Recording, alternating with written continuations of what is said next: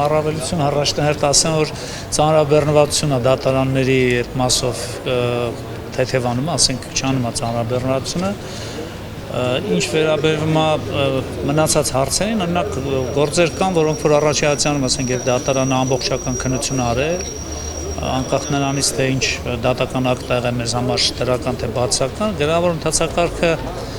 այնքանով լավ, որ այդ ապացույցների հետազոտման անհրաժեշտությունից պայմանավորված ենք անհրաժեշտ չի մեկ անգամ եւս լսել կողմերին, եթե ամբողջական է այդ ապացույցը։ Մանավանդ ասեմ, որ գրավոր ընթացակարգով վերջնական դատական ակտի հրապարակման հետ կապված նույնիսկ ժամկետ են տրամադրում դիրքորոշում հայտնելու։ Ծանրաբեռնվածություն բեռնաթափելու միջոց է, բայց ոչ բոլոր գործերով։ Ցավը նա է, որ ասենք սուբյեկտիվ մոտեցում, այստեղ դատարանն է որոշում ընթացակարգը, ասենք գրավորանի թե բանավոր եւ կան դատական գործեր, որոնք որ իրականում առաջացանում ինչքան էլ քննություն արվել է, բայց բողոքարկման պարագայում անհրաժեշտություն է առաջանում մեկ անգամ եւս շեշտադրում անելու կամ ինչքան էլ գրենք բողոքի մեջ կամ առարկություններում մեր դիրքորոշումը, դե դատարանի ծանրաբեռնվածություն ձելներով շատ ժամանակ հանդիպում եմ դեպքերի, որ իրականում չեն կարդացել։ Չնշեմ, որ դատավորին վերջերս մի հատ գործ ունեի, քաղաքագործով էր, դատական նիստը կայացվել էր առանց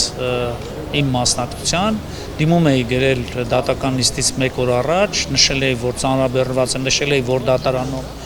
որ դատավորի կազմում, ինչ գործերով, այսինքն հիմնավոր նշել էի, ու դատարան առանց իմ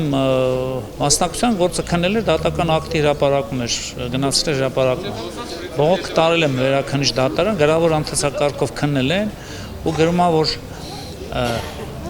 դուք բանը կողմը ներկայացրել է միջնորդություն, չի պահպանել միջնորդություն ներկայացնելու դատավարական պահանջը, այսինքն կողմին չուղարկել, երբ որ ես հետաձգման դիմում եմ գրել։ Այսինքն միանշանակ է, որ այդտեղ դատարանի դատավորը թե եւ օգնականներ, ասենք օգնականը չեն ծանոթացել հանգամանալից գործին ու միջնորդության մասին են ներկայացնում եւ իրականում միջնորդություն չէ դիմում ա եղել։ Ու դատավորը պարտավոր էր հետաձգելու այդ հաշվի առնելով նաեւ այդ հանգամանքները բազում դեպքեր ունեն։ Օրինակ, ասենց մի հատ դեպք, օրինակ իմ համար զարմանք առաջացրեց, որ գրավոր ընթացակարգով կատարել են, գործի քննություն են իրականացրել, այս աբսուրդ մի հատ փաստ են արձանագրել։ Չասեմ հիմա դատավորի անունը, բայց արդեն եթե իմ նայեն սարսազրույցը